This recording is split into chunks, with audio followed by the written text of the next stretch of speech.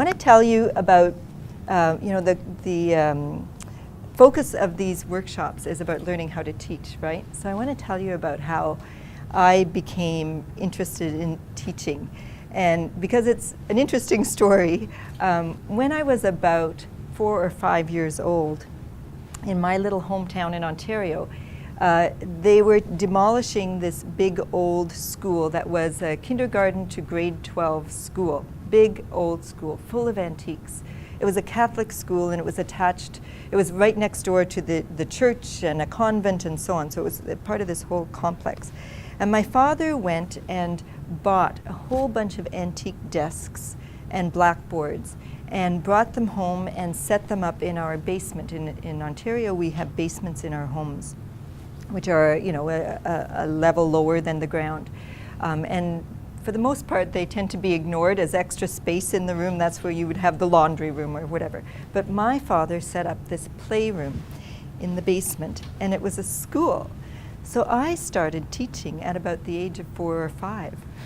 And so you can imagine who my students were. I was the 5th of a family of 9. And still am, actually. And so my younger brothers and sisters were my victims, my students. I remember my youngest brother even had a soother in his mouth, and really I had to babysit him, but practically tie him to one of those antique desks. But those were the beginnings of, I really just wanted to be a teacher. And of course, my notion of teaching was that students would just do drill work and mastery learning. And so I remember writing all kinds of things on the chalkboard and making sure that my students could copy them. And you'll be happy to know that I've come a long way since then. And I've abandoned a lot of those initial teaching styles. But it really boils down to, passion. You probably have similar stories. What turned you on to teaching? Don't ever lose that story or that inspiration or that passion, because that's what will drive you. You'll realize that there's a fine line between teaching and learning, that really we're all learners, as Dr. Angelo said. And then when we teach, we're just sharing learning. It's a reciprocal arrangement. So if that sort of guides you for years to come, I think that you'll be forever a teacher and forever a learner. So I thought that would tie in with a little bit with what Dr. Angelo said too. What I want to do in this workshop is I want to actually live what I preach, and that is I want to model good teaching. So you will see that the outline of this workshop hopefully will mimic how I hope you would design your own class as you facilitate a classroom environment. And the most important thing to start with is getting to know you. So I need to get to know you as a teacher. I need to know where you are in your learning and who you are and so on. So I have a bit of an activity where I'm going to get to know you, and you're going to get to know one another, okay? So what I'm going to have you do is, I think there are 16 of us participants now, and the others are welcome to join, 17. What I'm going to have you do, I'll tell you first and then we'll do it, is I'm going to have you stand up and just stretch, and then I'm going to have you pair up with someone. But don't pair up with someone standing right beside you. Feel free to move around and say hello and Merry Christmas to someone you haven't said hello to yet or whatever. So stand up and just move around, and you can stretch. So, one of the things I do in high school is I would, if you're left with a hand up, then the 2 hands up can immediately pair up. So everybody's paired up. I want you to first of all say hello and happy holidays, but then I want you to just share how it is you came to be here, what it is you're doing, or what it is you're going to be teaching, or what your interests are. How come you're here? Like, what brings you here, okay? And so I'm going to start with, because I have an affinity to short people, I'm going to start with the shortest person of the 2 of you will go first.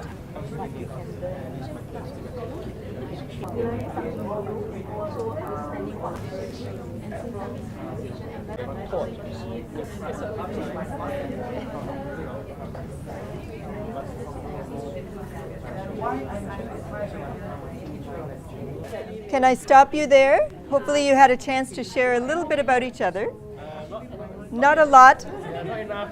Not enough time? No, we need a glass of wine. Too early in the morning? The next thing I would like you to do is I want you to share what your expectations are of this workshop.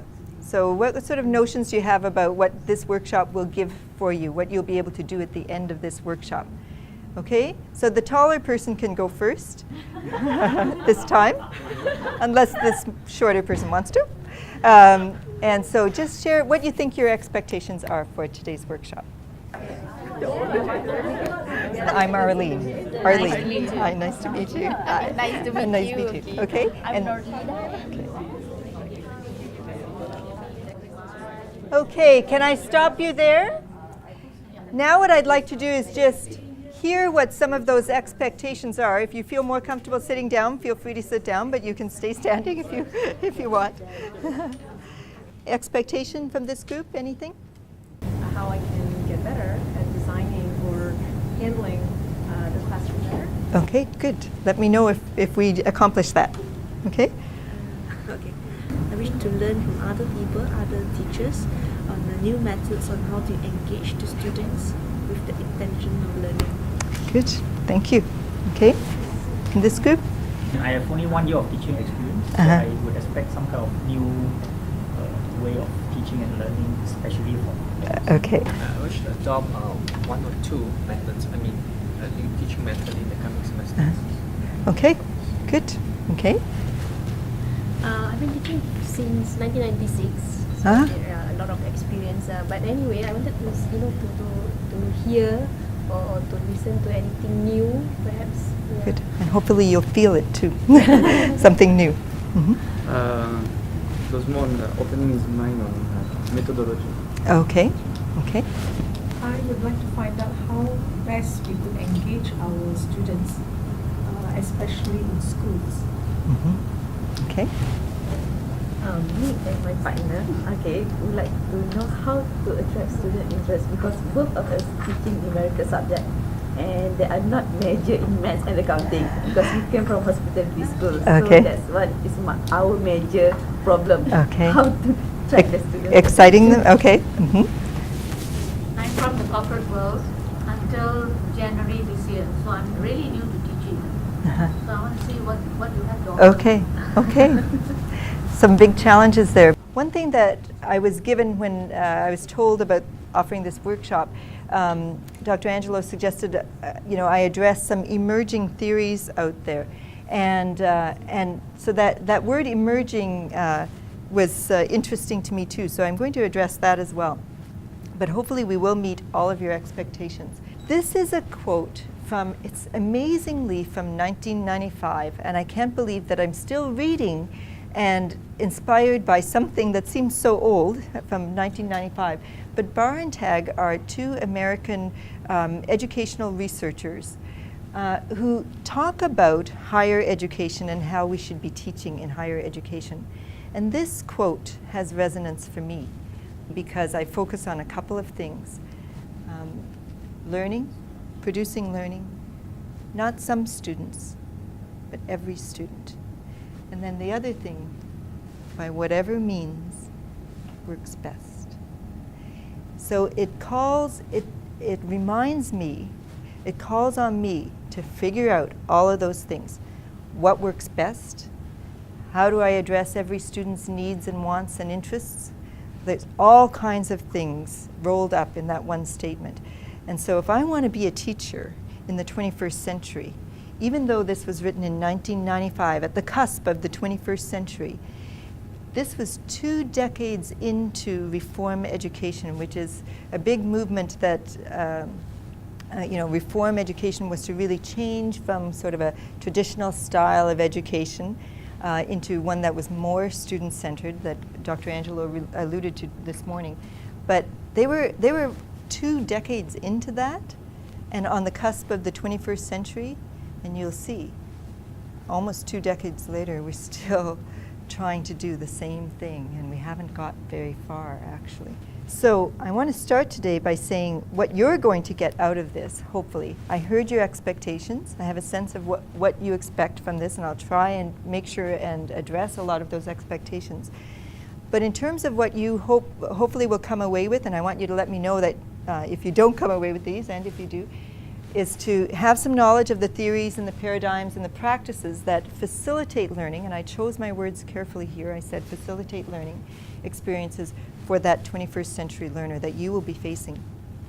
And also be able to integrate some of those practices into your own practice. So hopefully I'll be modeling or sharing, or we'll be sharing a lot of those practices so that we can use those to work in our own practice with students. What should 21st century learning look like? Now I'm asking this question, and it's already 2011.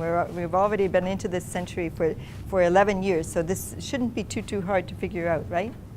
Okay, so what I want you to do is this is another sort of cooperative learning activity, and I use a lot of collaborative learning, a lot of cooperative learning when I work with students and adults. And this one is called a whip around. It's not my own. It's from a book. I can tell you the name of the book that I got it from. And it's called a whip around. And basically what I'm going to ask you to do is to think about what the learning experience should be like for the 21st century.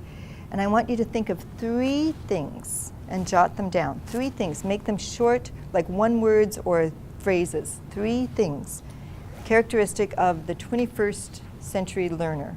Okay? I'm going to have you jot them down, and then I'm going to whip around the room and have you share some of those responses.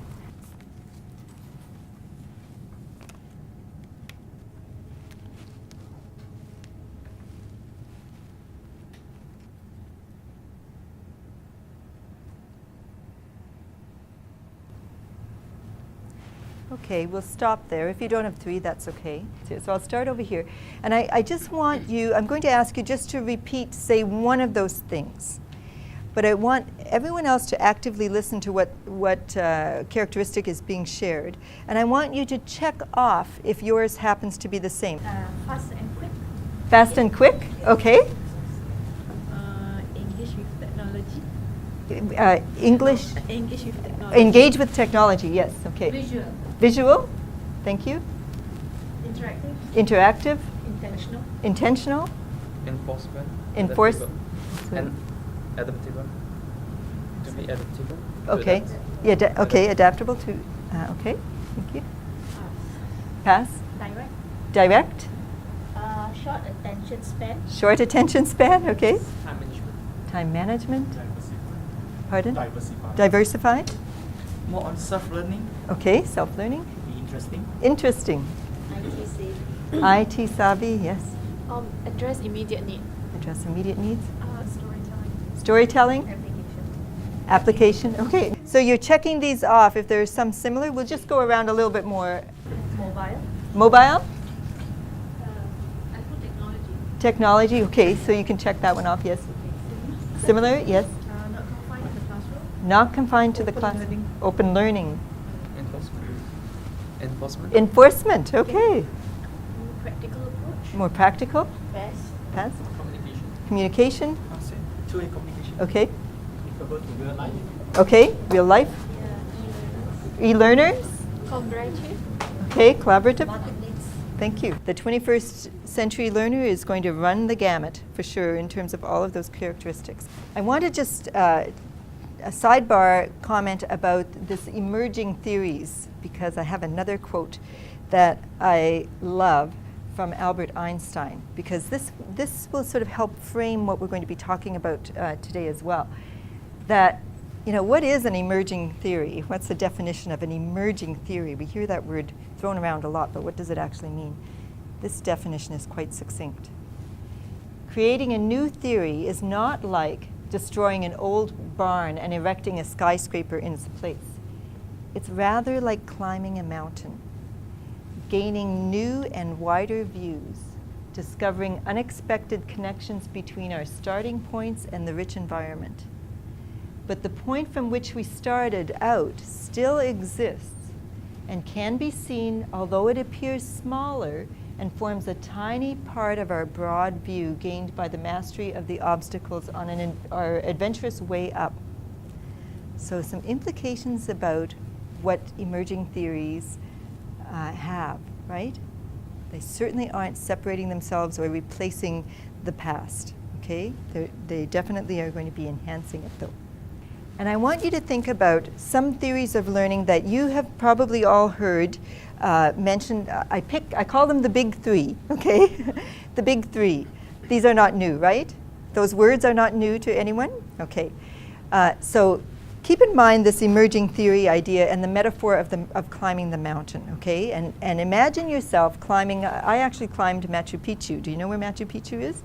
Yeah, it's not like mountain climbing, but you know, it is a big mountain. It's in Peru, yes, and it's I think one of the new 7 wonders of the world. But you really, if you climbed a mountain, you understand the metaphor that you actually around every corner there's a whole new view, like things just open up for you. It's quite amazing actually. Okay, so think about behaviorism, cognitivism and constructivism. And I just want you to pair up with someone beside you. I'll call them a shoulder partner, so someone closest to one of your shoulders. And I'm going to assign one of these to you, and I want you to just come up with some characteristics of that particular theory. Just whatever you know, who might be responsible for it, what the learning might look like, whatever you know about that, okay? And we'll share that. And this isn't a test, by the way. It's okay if you don't know anything about it, okay? So would you feel more comfortable in a larger group, like a group of 4? Okay, a group of 3 or 4, if you can turn. Okay, so I'm going to assign, say, this area to, would you look at behaviorism and just jot down some comments that you can share with us about what behaviorism is. And I'm going to say this group here, would you look at cognitivism, okay? And how about this group of 4 here, constructivism, okay? And I'm going to repeat behaviorism again, okay? For the 4 of you. We'll just take like 2 minutes.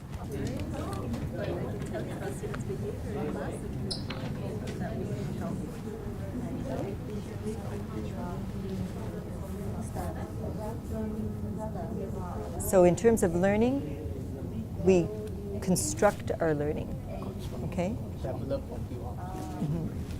So probably one of the, even Piaget started constructivism. Although he had those developmental stages, and they were sort of cognitive developmental stages for children's growth, he actually ventured into constructivism as well, because he said that learning is constructed within our minds. Okay, it's not something that someone delivers to you or tells you. Okay, so learning is from within, that kind of idea. Okay, so you'll hear Piaget often associated with constructivism, but the big one is Vygotsky, Vygotsky, a Russian philosopher. Okay, he moved into constructivism a bit. So he would be, you know, those developmental stages of learning. He basically had the idea that this workshop is not a course on what these theories believe, but for us to address what's emerging for the 21st century learner, we want to have a sense of what the base of the mountain has for us, right? Okay, so behaviorists, can you share some information about what you know about behaviorist theory or behaviorists? Anyone? Acting, thinking, and feeling. Acting, thinking, and feeling. Okay, okay. Anything else? It's basically what the students don't do right now. Okay. How so? They don't think, they come unprepared. When you think of Skinner, what do you think of? B.F. Skinner, what comes to mind? Positive, negative reinforcement. Is that Skinner? Yes. Stimulus response, remember that? Yeah. Okay, his experiments. Anything else? Learning style. Okay. Mm-hmm. Behaviorist? Whether they're visual learner, oral, read, write, or kinesthetic. Okay, perhaps. Okay, what about cognitivism? Here. discussing in the topic of critical analysis, high-level Uh-huh. thinking, problem solving. And you did mention about Piaget. Yeah, Piaget is his cognitive development stages. So, he would be classified, I suppose, as a cognitivist theorist, but he also moved into constructivism. But yes, so those cognitive developmental stages are probably easy to identify with.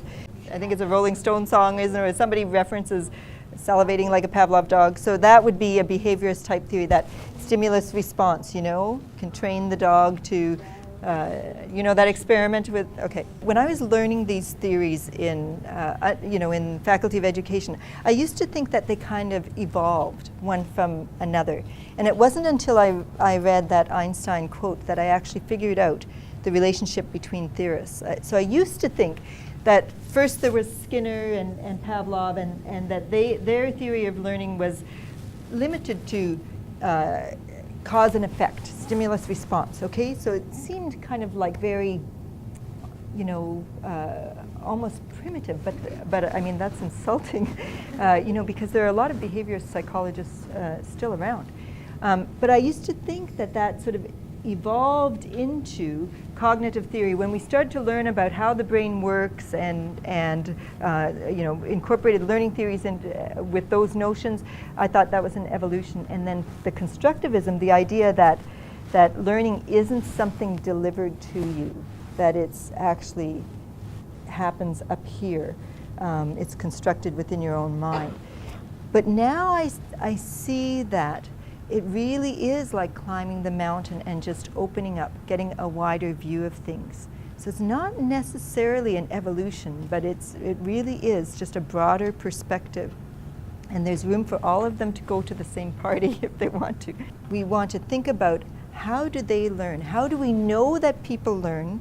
And how are these new learners that we're talking about, these digital natives and all the terms that come to mind when we think about the 21st century learner, what theory basically would they be operating from in terms of their learning theory? And what comes to mind is sociocultural theory, which is yet, I think, further up the mountain and a little bit different perspective. So the person responsible for sociocultural theory basically is Lev Vygotsky. A very interesting story about Vygotsky, and I won't give much of a history lesson here, because first of all, my history is quite limited, but I'm just saying enough to really move us forward in terms of understanding what's on the horizon for the learners. Vygotsky, you can see that he didn't live very long. He was only 38 years old when he died, a Russian. And in Russia at the time, the Stalin movement was really oppressing a lot of writings, a lot of innovative writings by philosophers and so on. So he lived in that time, and yet he and fellow Russians, his fellow researchers, actually were way beyond their time in terms of what they wrote. And unfortunately, obviously he wrote many of his writings before he died, and they were oppressed because of the Stalin movement, and then they were also written in Russian. So they didn't really hit the world or get revealed to us until in the 60s or even late 60s. And it was only when other philosophers started picking up the translated articles that he had written, his translated works, and started reacting to them, that we started to figure out what Vygotsky had in mind in terms of this socioculturalism. In between, there were some different things going on. We talked a little bit about what constructivism is. There was something else called socio-constructivism, which, you know what that word social or socio implies? What does that imply? Social? Interaction. Interaction, yeah. Okay, so social interaction. So you can see now as we go further up the mountain in these emerging theories that we're starting to think about how learning takes place, it's not just constructed in our minds, but it also is a social thing. So Vygotsky was the first to say, I think, he probably was the first, but we didn't read it until many years later. He was the first to say that we learn in social interaction with others. Okay? We take all of those experiences that we have with other people and we assimilate them in our minds, and you know, we think about prior experiences and we construct that learning based on that. So can you see how there is a wider view than just constructivism or even socio-constructivism? Because that word culturalism also has some implications. So we said social is like interactions, but what does the word cultural imply? Norms? Yeah. Okay, norms sort of embedded in a culture. And maybe the simplest example could be, for me, you know, being a Canadian in Malaysia, you can see that I'm not encultured to the environment yet. So my learning, my interpretations would be different than yours, right? You're encultured. Okay, you are part of the culture. I'm not there yet. Okay? So are you climbing the mountain with me? Are we kind of understanding the way things are emerging? And we're not at the top yet. There are things emerging all the time, and who knows what will be out there. There's also humanistic theory. Have you heard of that? Humanistic theory? Carl Rogers, who actually is, many of these people are dead, these people that we're referring to. Carl Rogers died, I think, in the late 80s. So he had something called social interdependence theory, a humanistic theory. And that has lots of implications too for learning and for how we teach.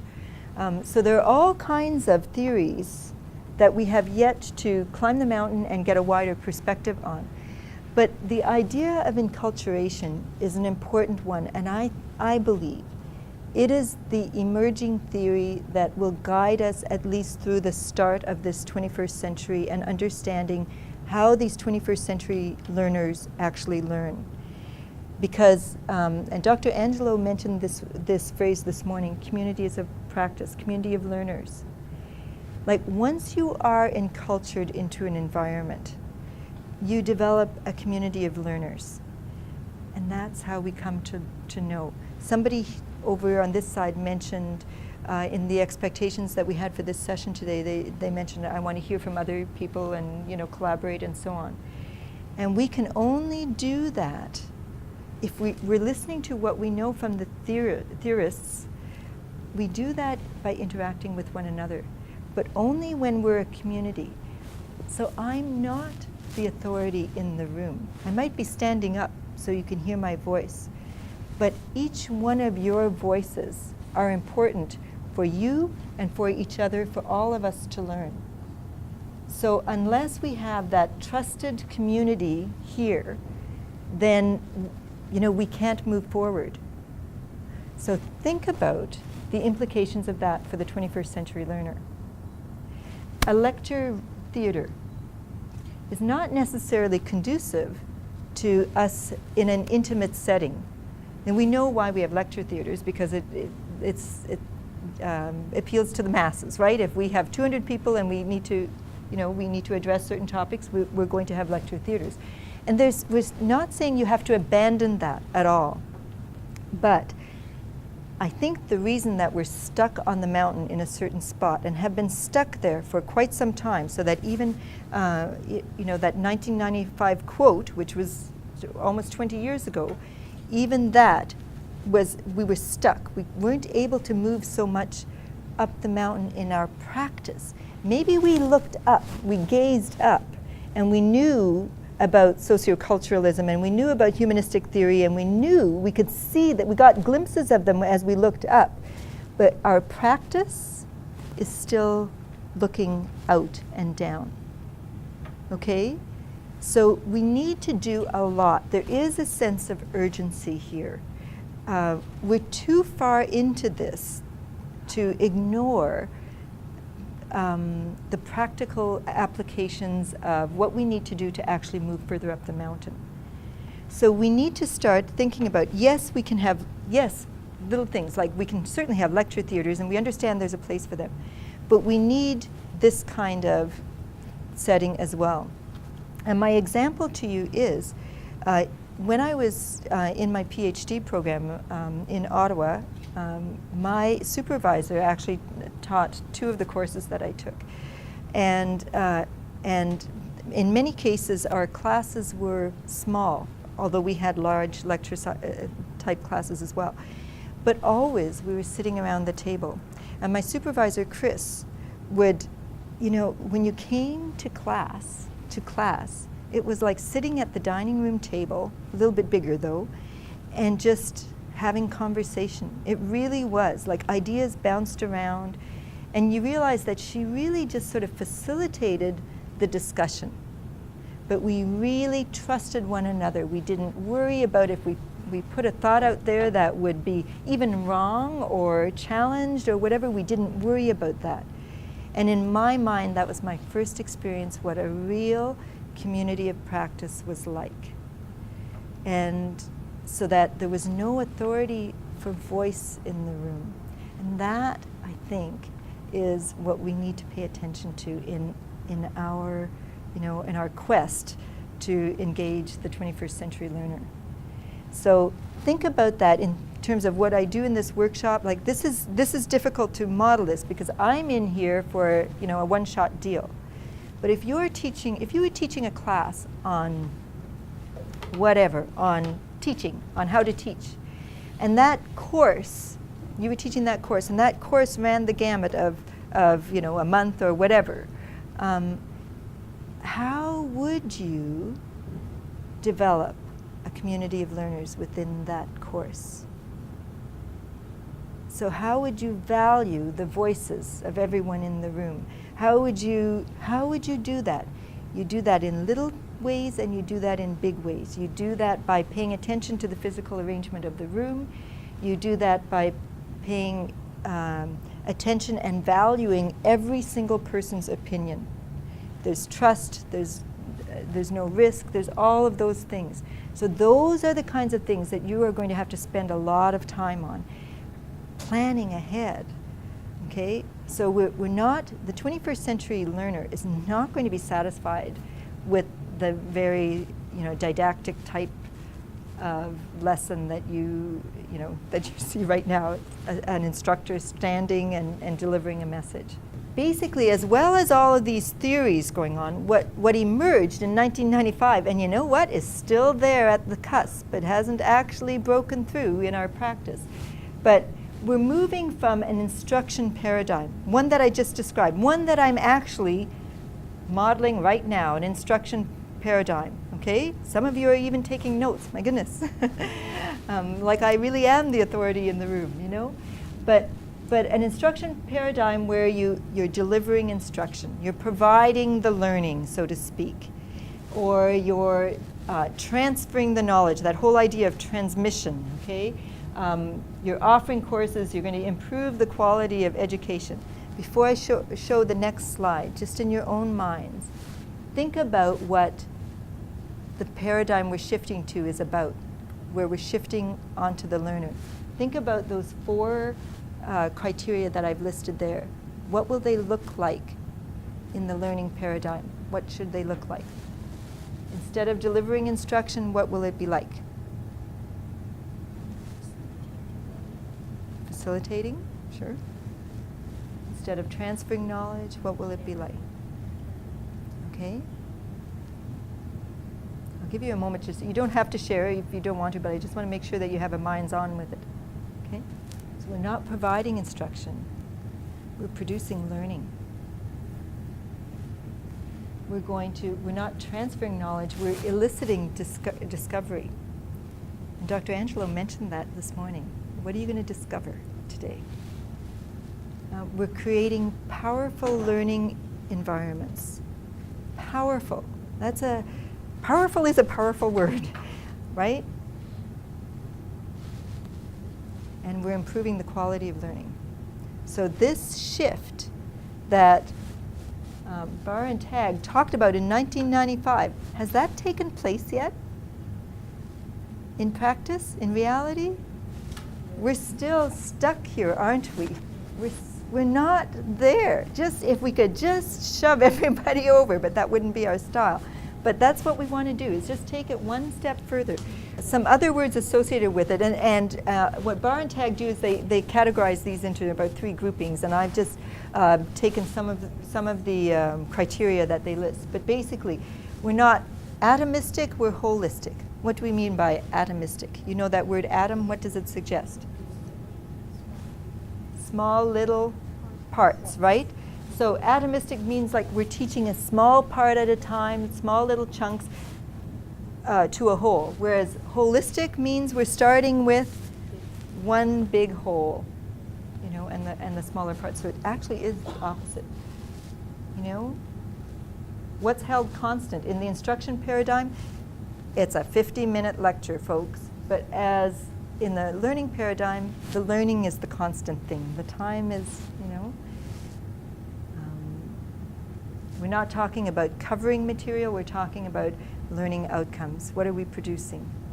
That word covering, I really dislike that word covering, but sometimes there's just no other word for it. But we have to get beyond covering curriculum. We really do.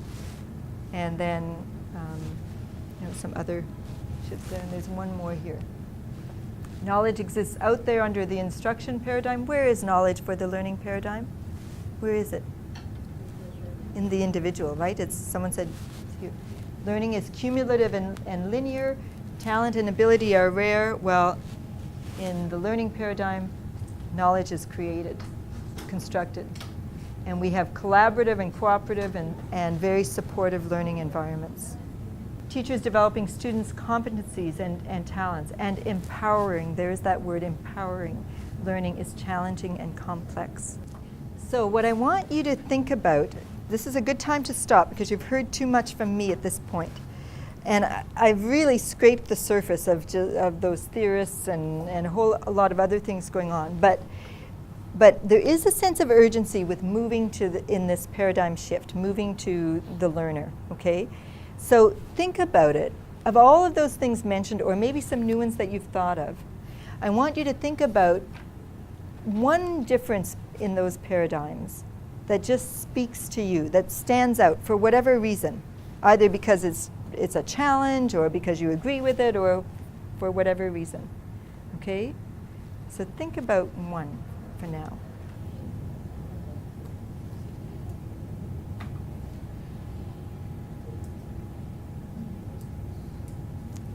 Back one more. 4 slides, actually.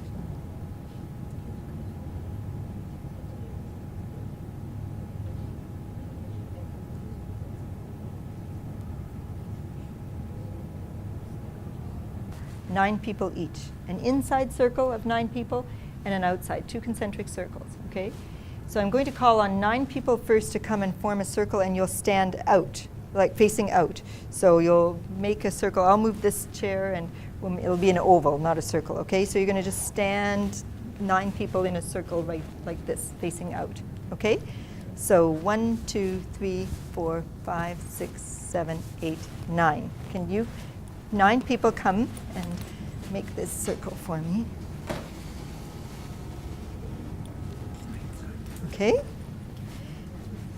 And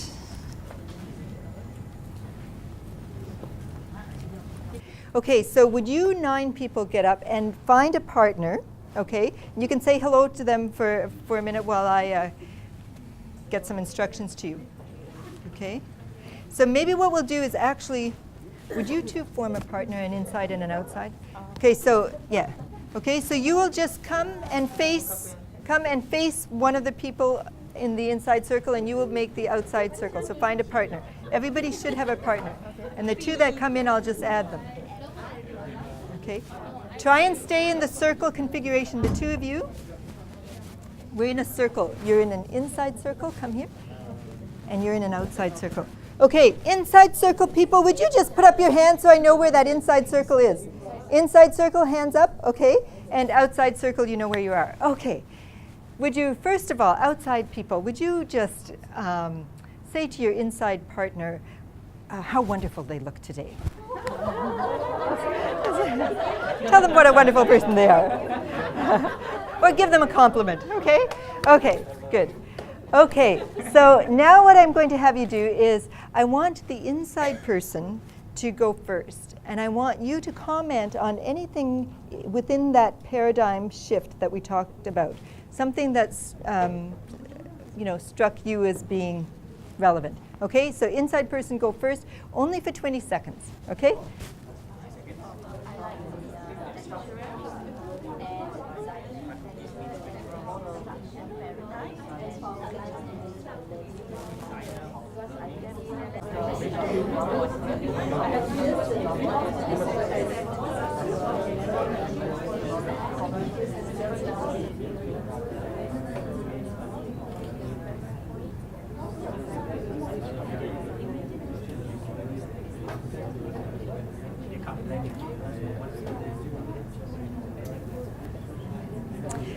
Okay, I'm going to get you to stop, say goodbye to your partner.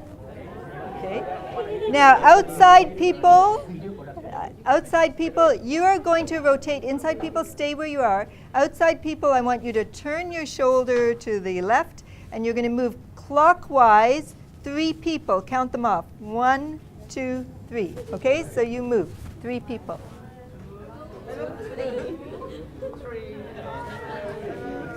Now this time say hello to your new partner. Tell them how wonderful they look. Okay, and this time you can share either the same thing, or if you want to revise your thinking a little bit because of what you heard from your last sharing, go ahead. Okay, and I'm not going to structure how you have to share. Whoever wants to can go first. Syllabus, complete the syllabus yesterday. We are not giving businesses. We are not giving enough time for the students. What's coming up with the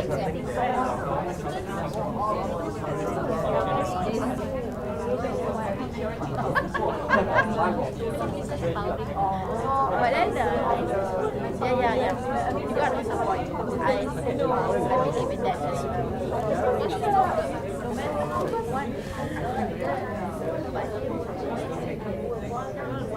just like I said,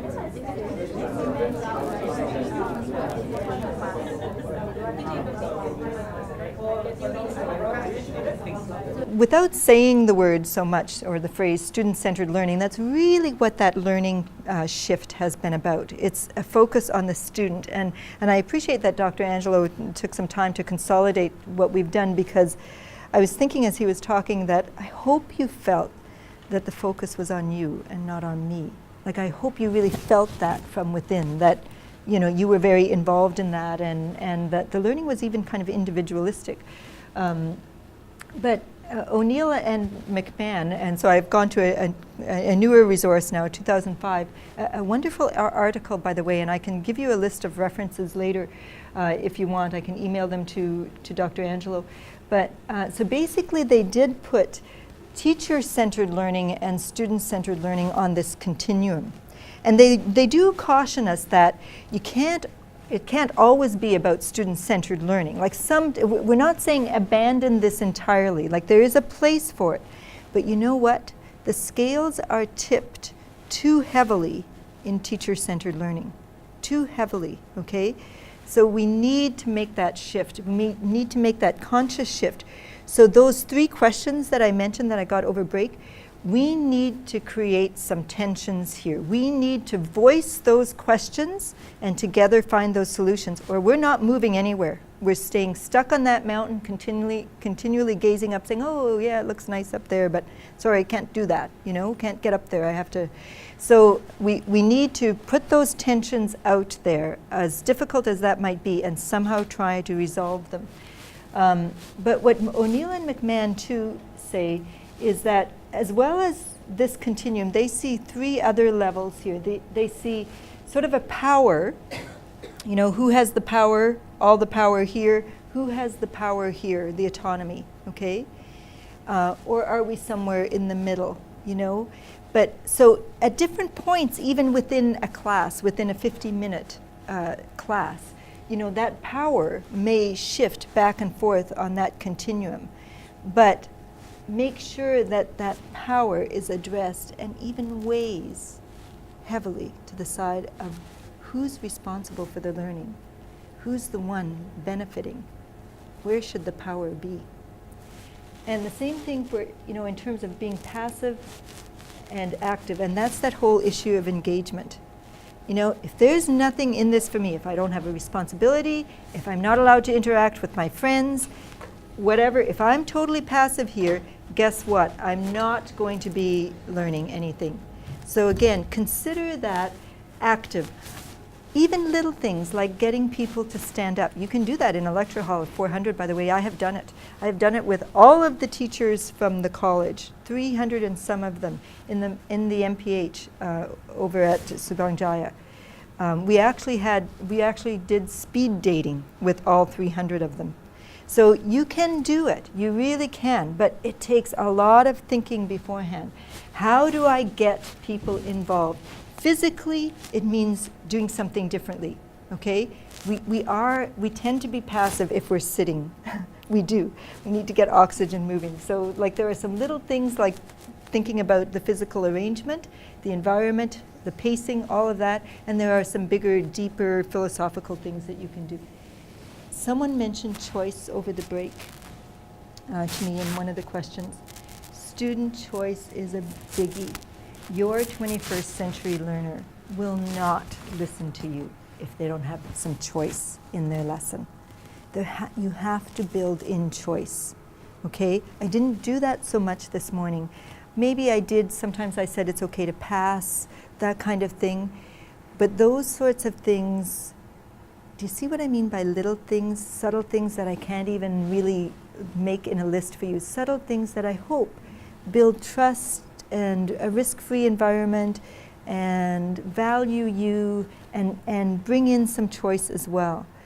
Now, it would be chaotic if we said, okay, what would you like to talk about today? And, you know, if the choice were so open-ended that, you know, we really would have chaos. And I think that's why, you know, the critics of that learning paradigm, the critics of socioculturalism, of constructivism, the critics out there, the traditionalists, that is, they're the ones who will say, oh, you'll have chaos. Like, come on, you can't have so much choice and you can't have student voice and they won't learn anything.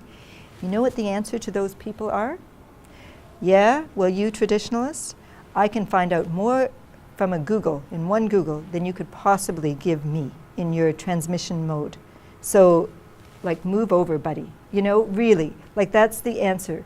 There is no longer any room for us who want to stick to that very traditional style because they've already replaced us with information. If we're just about information, we're passé. So we have to create the learning. We have to give people the skills for learning. I tried to model this too, but inherent in student-centered learning, and Dr. Angelo I know has given a talk on this already, a wonderful talk, and I know that he addressed these things, but you have to know your students.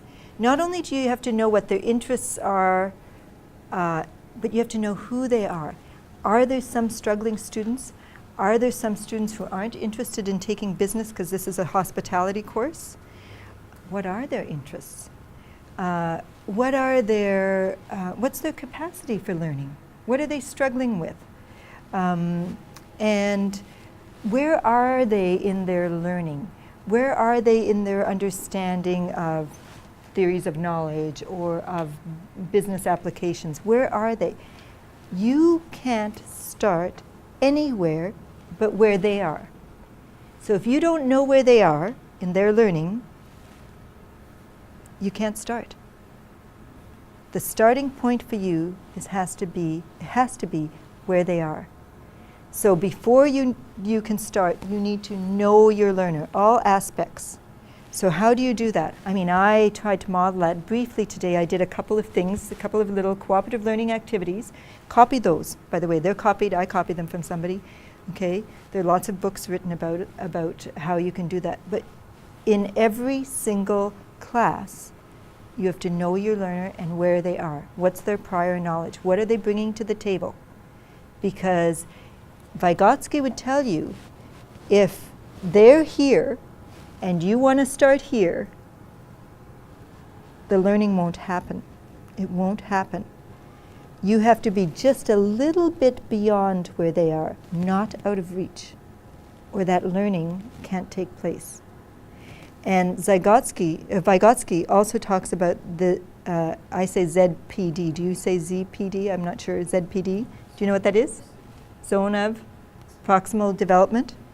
That zone, that gap, that distance between what somebody knows and their potential for learning, what they actually have and what their potential is. That's that ZPD that I call it. And the way that you address that gap is through social interactions. Somehow, you are scaffolding as a facilitator. You're helping someone. They're involved with peers in their learning. But basically, that potential is realized, through some sort of intervention, such as interactions. So I call the ZPD, because I'm a Beatles fan, I call it, I get by with a little help from my friends. Here I am, I get by with a little help from my friends, okay? So we have to think about how we can create those interactive opportunities in our classes that are valued. You have to think about that all the time. That's what you'll front-end load your planning with. How do I actually facilitate this? How am I going to plan? How am I going to know my students? What activities, what will I do that will access the prior knowledge for me? I shared learning outcomes with you, so did Dr. Angelo. How can I, as a student, learn if I don't know where we're going? I need to know what I'm getting out of this. And guess what? Your 21st century learner, they won't sit at the table unless they know what they're getting out of this, right? Flexible teaching, it's not about sitting in rows or even in a lecture theater. We have to be flexible about the physical arrangements and even our pacing, our conversations that we have, how we encourage and invite and honor those conversations. And then something I'm not going to address today, but assessment. Assessment considerations are big. If we really are buying into student-centered learning, we have to rethink how we assess people, okay? And there are big implications there. There's a lecture theater, which sometimes needs to exist, that's true, but how do you get it? How do you get learning to happen? Now that we know from the psychologists and educational psychologists about how we learn, all those theories I mentioned, I don't know if I said this, but they were learning theories. They weren't teaching theories, okay? They were learning theories. So we know how people learn. The teaching should address the way that we learn. It has to, okay? And I think I have time to show you this 4-minute clip. Have you heard of the movie, or have you heard of Apollo 13? Back in, I've forgotten the year now, but Apollo 13. So a movie with Tom Hanks was made, I think, in 1995. Ron Howard produced it. Ron Howard is from Happy Days. Do you know that show? Okay, he was the redhead guy in Happy Days. He's a well-known producer now. And he produced the movie Apollo 13. And in that movie, and actually it is a quite realistic portrayal of what actually happened in the Apollo 13 mission, where they were planning on going to the moon. But there was a disaster, not a collision, but the shuttle actually exploded somewhat. And the astronauts survived. But it created havoc, as you can imagine, for the ground team trying to solve this problem. He takes all of the things that are available in the shuttle and puts them in a box. And he says to this group of scientists, okay guys, here's everything that's in the shuttle. We have to fix this carbon whatever problem, and here's all we've got.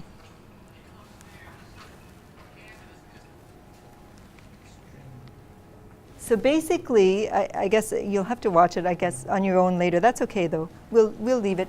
But so basically, he's saying to the people in the room, here's the problem to solve. And the urgency is, you know, we've got to get these astronauts back home. Never mind going to the moon anymore. We want to get them back home and alive. Here's everything that's in the shuttle. Let's work on this. So he points out some of the things, and it's true. This is exactly how it played out when they solved the problem. The astronauts did get home safely. It's a great movie to watch, by the way, because it's full of, you can see all the families of each astronaut and so on. But it's a classic example of student-centered learning and problem-based learning. And problem-based learning is just one means, a very effective means of honoring a student-centered learning environment. How do you teach medicine in your medical school? I said, do you have any problem-based learning? And he said, oh, that's funny you should ask, you Canadian you, because we actually tried to copy what some of the Canadian med schools do in terms of their problem-based learning. But we found it didn't work in our environment because, you know, the students coming into med school don't have the same experiences in Scotland as they do in Canada. So, you know, he's saying it's obviously not going to work. And I said, well, how is it different? What do you mean? He said, well, in Canada, in some med schools, they would have an open problem, like a fairly open-ended problem, just like this one. You know, come into a class and say, okay, this man's dying of a heart attack. You know, he's about to whatever. How do we solve the problem? Okay. Whereas in Scotland, what he's saying is they would be much more specific.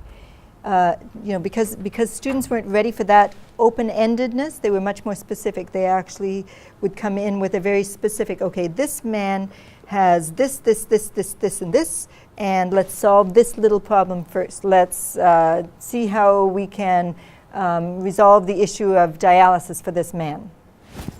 Not really considering the bigger problem of the heart attack and so on. See the subtle difference? But both, at least problem-based learning. You can see how everybody would be engaged in that, you know? So they need a problem to solve. You know, even hospitality students in a business environment need a problem to solve and need to be involved in that somehow as a group. Have you heard that term, formative assessment? Formative, the word I can kind of replace for formative is feedback. And it's the idea that you get, as a teacher, you get feedback from your students on how they're doing, you're checking for understanding all the time. Sometimes it might be like someone just nodded, you know. Sometimes it's just what you observe as a teacher, people nodding, but you know, some people can fool you with that. They could be nodding and their mind can be elsewhere, you know. We do that in church, I think, all the time. I don't know. It's hard to keep attentive. So it's little things like that. But sometimes, you know, when I was teaching math in high school, sometimes I would walk by somebody's desk who wasn't paying attention and just tap on, you know, like it was just feedback like that. But sometimes when you realize someone is really struggling, you will teach differently. You'll immediately say, oh, let me try another way to explain that, or use an example, or could you help her with that, what, you know? So those kinds of minute-by-minute decisions that you make are formative assessment decisions. They're iterated so tiny that you may not realize that. And what I'm saying is you need to extend that and make that part of your practice all the time. You have to know how every student is doing all the time. Big challenge out there for you, okay? So you have to know all the time, every student. And that's formative assessment, and there's lots about that. Okay, so I'll leave that one for now. The last thing that I want to just talk about before we can open it up to some questions and some, you know, reflections as a group is another emerging age, and you hear all kinds of terms associated with this. So, you know, we talk about the Generation Yers and the Facebook age. Andrew Millen, an American, in 2007, he started talking about the interaction age. And he doesn't necessarily just mean social interaction. He doesn't just mean interacting with other people. But he's saying that this whole thrust of digitalized content and so on is really challenging a lot of us as educators, and it's really shaping the face of 21st century learners. So how are we going to engage those people? We have to think about this interaction age. I walked into Starbucks the other day. I tried to find a visual that would sort of portray what I saw.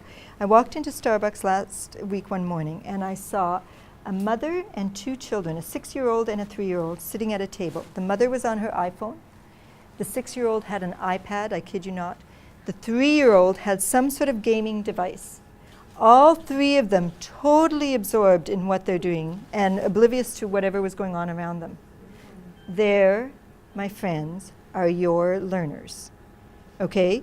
So now you figure out how you are going to engage them in your business class with hospitality students. Students who, as Don Tapscott says, the growing up digital, that 3-year-old knows only digital. Like, you know, that's their tools of the trade, but that's their diet, is from a very early age. So that little glimpse personifies exactly the kind of learner that you are going to be, I don't want to say dealing with, that you are going to be having the pleasure of working with. Do you get what Andrew Milne is saying about the interaction age? It's going to be very, very challenging for us, but very exciting. So it's going to be moving from, we talked about the information age. I mean, that's so new that, like, I hardly even understand the information age. I went to the University of Waterloo in Ontario for my undergrad. And when I went there in the late 70s, you know, in my bell-bottom pants and so on, looking just like we did at the annual dinner, when I went there, the computer for Waterloo was 4 stories high and had a glass walls around it, so we could look down. We could walk around the computer, look down into the courtyard and see the one big computer, which did not quite as much as the chip in my iPhone. You know, those 4 stories of just stacks and stacks of whatever. And so I remember not being too interested in computers because they, you know, I had to write programs, and those programs were probably about 10 pages long, 10 computer pages long to simulate a bouncing ball. It was like deadly. We've come a long way, baby, as they say. So that information age has quickly been replaced. That was a short age. Now we're into the interaction age. Information is seen with with which and around which people can interact. People are interacting with the information. Just Google Horizon 2010 if you don't have this link. And what is there is every year it reports on the technologies that universities are using. So in 2007, they predicted all kinds of things. They predicted all kinds of things that have already taken place even before they thought they would. But they say things like, in 1 year, this is what you're going to see on campus. In 2 years, in 3 years, in 5 years. You look at that report because it's pretty scary about the kinds of technologies that we will be facing and will be using and our students will be using. For example, rather than just delivering a document to an individual's inbox, you know, we're going to be conferencing, we're going to be networking and discussing real time. Students in the information age typically have at least one portable computing device. That's the information age, that's not the interaction age. Web technologies moving from graphical user interface to tangible interfaces such as the interactive whiteboards, you know, smart boards, and gesture-based gaming. How's that going to enter the classroom? More jobs require engagement in group settings. So key words. The problem-based learning, the kind of solving problems that you saw in Apollo 13, that's the kind of problem solving that employers want. People are not going to be working in isolation, sitting in an office, you know, and just dreaming up stuff. They're going to be collaborating with colleagues to solve problems. So we need to make sure that we are setting up our students for that. That's kind of, I don't really need that. I'll let you read it, but here's a real tension. Here's a real dilemma. we want to preserve the richness of the social interactions, right? Because we see merit in that. We know that employers, that a life skill is being able to socially interact and solve problems. So we want to preserve those social interactions, at the same time coexist with the technology that is mediated through these interactions. How do you do that? Those 3 people I saw in Starbucks, mother on her iPhone and so on, not interacting with one another, but interacting nonetheless, right?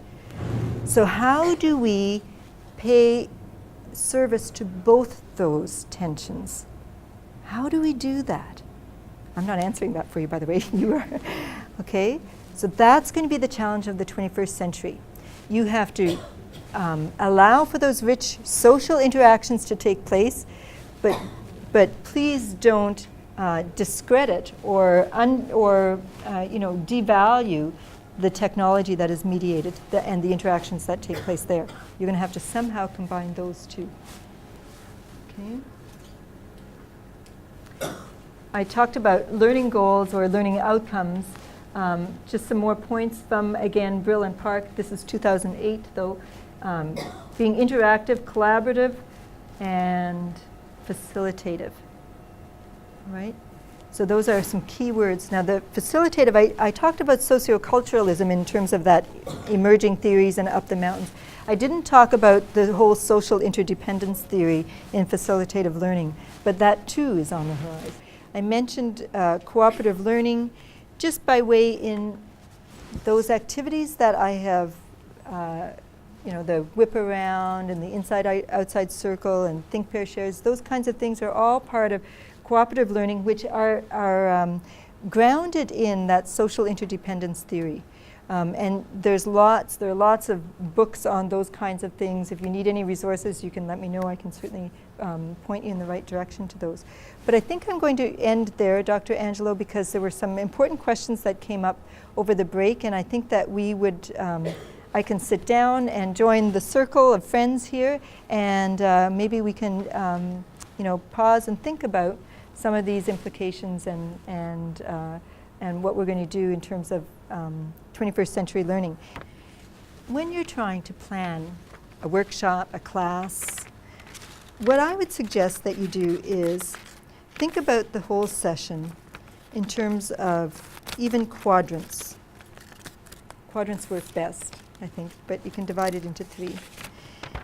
And I do this actually, I did this for my session today, but even when I'm writing a paper, think about, in the first quadrant, getting to know the learner. Know your learner. That would be my heading. Know your learner. What are you going to plan if your session is 4 parts? What activity, what are you going to do that allows you to activate the prior knowledge, figure out where they are, and know your learner? That's the first component. And these don't have to be equal quadrants. It just happens to look like this in terms of the model. The next 2 quadrants, the second quadrant and the third one, should be action type items.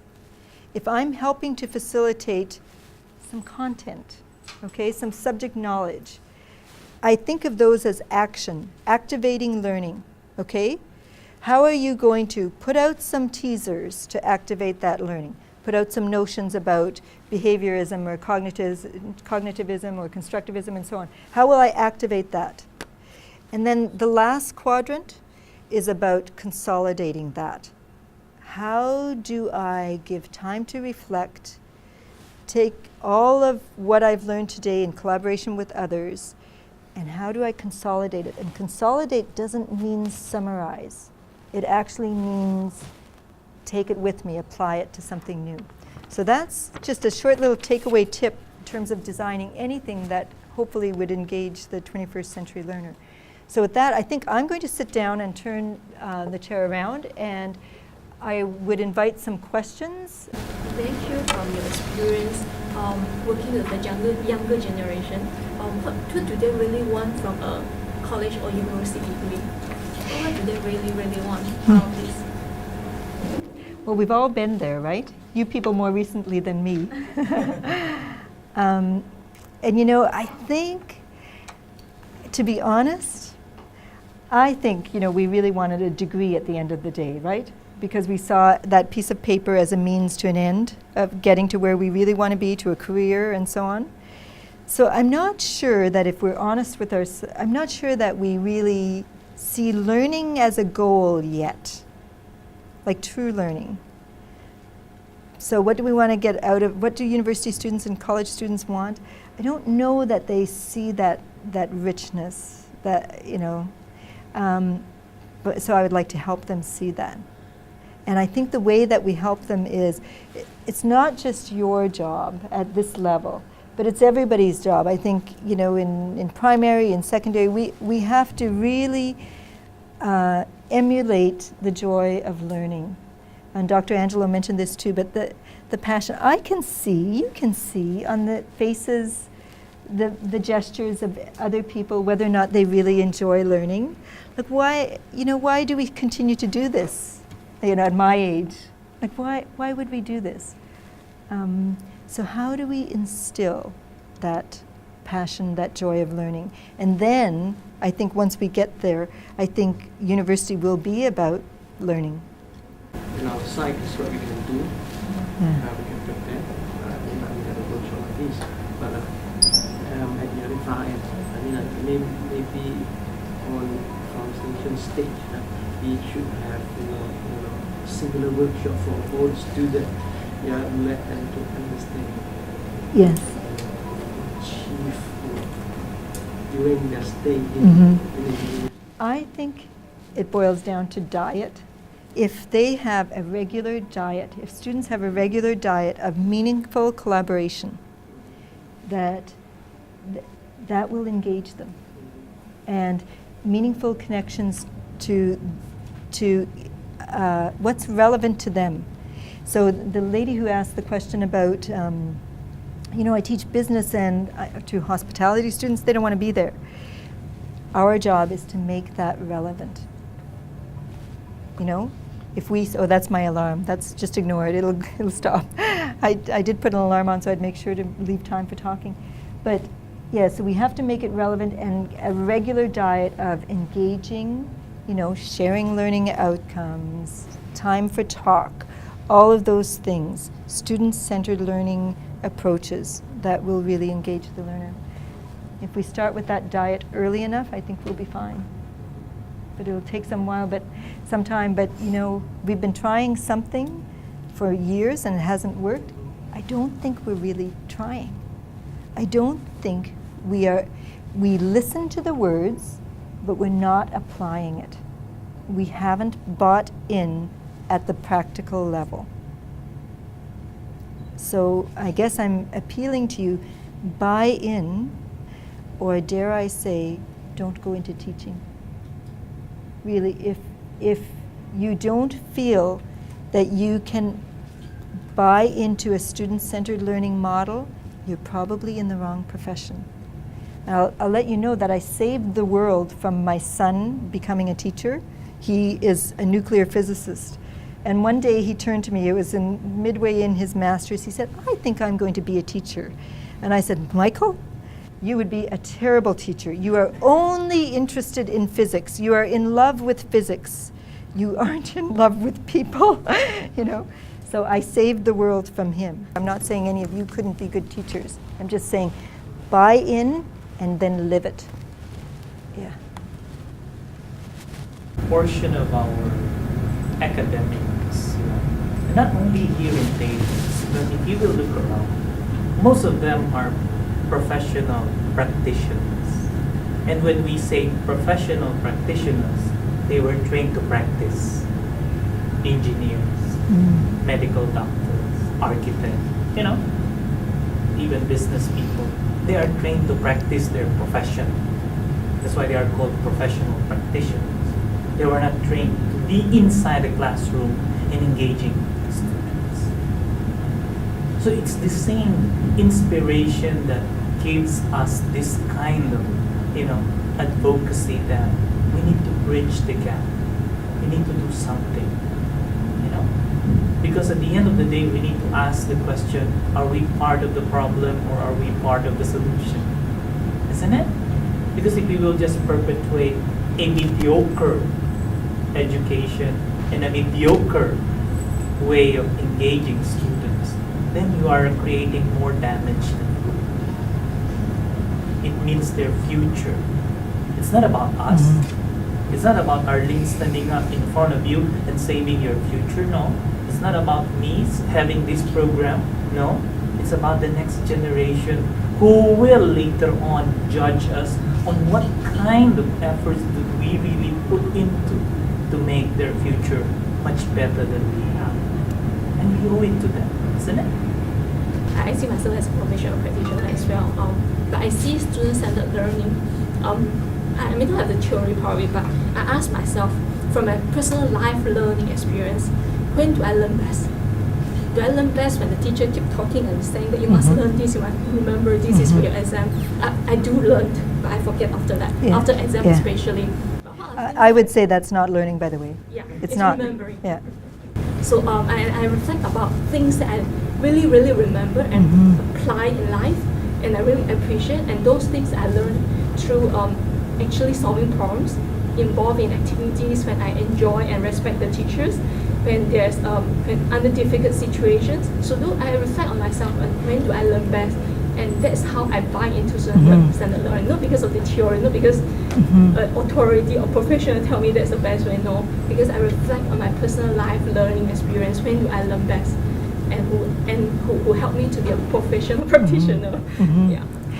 What you said is actually quite profound, and it just gets to the basic tenet of, how we learn, and therefore that's how we should teach. We should be teaching in a way that allows for that learning to happen.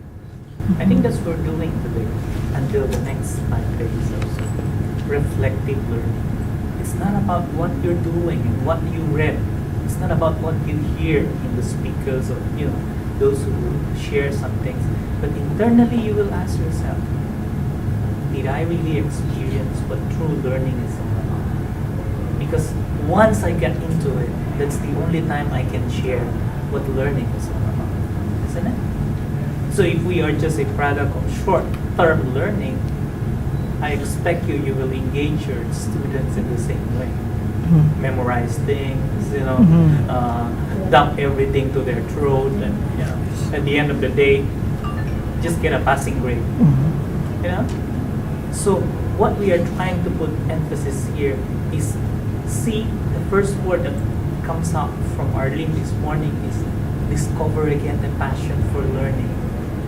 That is where your passion for teaching will come. Unless you know that learning is something powerful, valuable, and really something nice to go after today, I think that is the start of the journey. So this is a journey for us.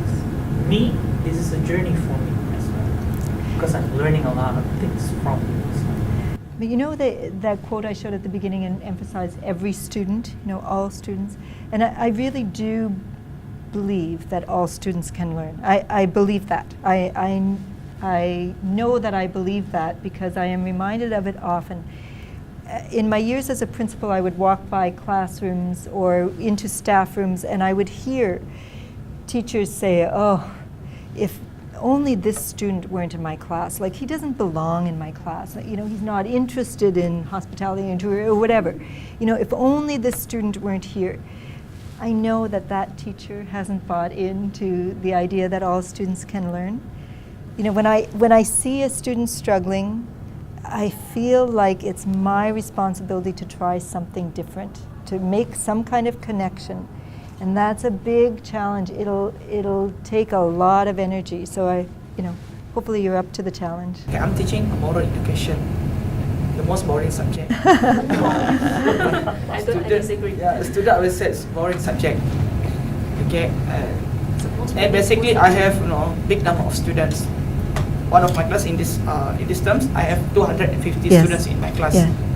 Can you imagine how can I handle 250 students? Do you know anything about them? Yeah, my problem is it's quite difficult for me to know the background because they're even I cannot memorize their names. That would be great if you could memorize their name, but you need to find out about your learners. What are their interests? Because you need to make a connection. It'll be hard to make a connection with each of 250. How to get engaged with them. Yes, but somehow make a connection. right? Somehow you need to find out what they're interested in. If it's basketball or soccer or whatever it is, and you need to address your content through that.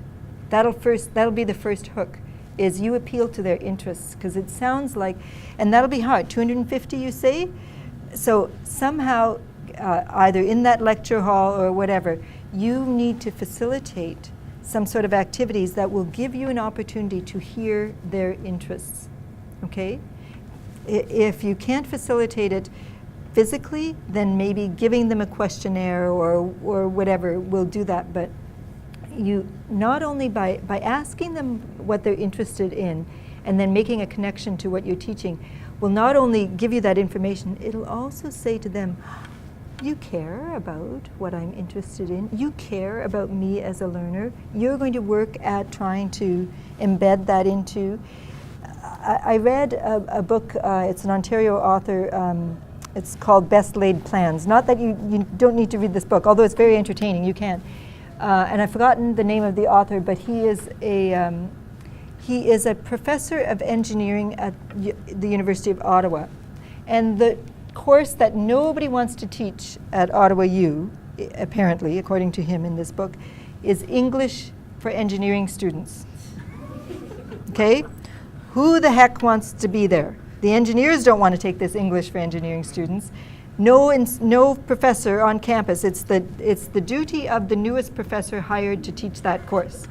So you know how high on the scale of importance that is, right? So this one professor, that's what he did. The first thing he tried to find out in his group of 400 is, what are you interested in besides engineering? I mean, you know. But what he did is he brought in, you know, the collapsing bridge into Tacoma, Washington, which is a classic disaster, apparently, a bridge that engineers had built that basically blew down in the wind. It collapsed in the wind. Engineers know about this, apparently, and physicists, because it deals with resonance, I think. Anyway, he brought that to his second day of that English class. You know, would you as an engineer connect with me if I started talking about the Tacoma Bridge, right? You'd forget that we're trying to learn English here or whatever it is. That's the kind of learning. Boy, isn't that a challenge? You know, that's a huge challenge for you. But you need to find out what their interests are and what would, you know, what their pop culture is even. This is what I do for my classes. Although my classes are smaller than yours, because I teach journalism and writing, broadcasting. So what I normally do is at the end of the first session, I will ask the students to write about themselves. 2-3 paragraphs would do.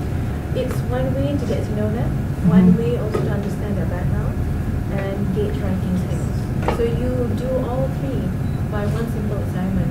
Some students find it very refreshing to actually start the semester with, lecturers never asked me about me. Yeah. So I tell them to give them give the article a title, and you'll be surprised. Most of them, I, me, and myself. So that's the title. So from those short paragraphs, you can actually gauge those three things, which I find it very helpful for my classes. Thank you. Thanks so much, Shirley. Thank you. It's just a small token. Well, thank you.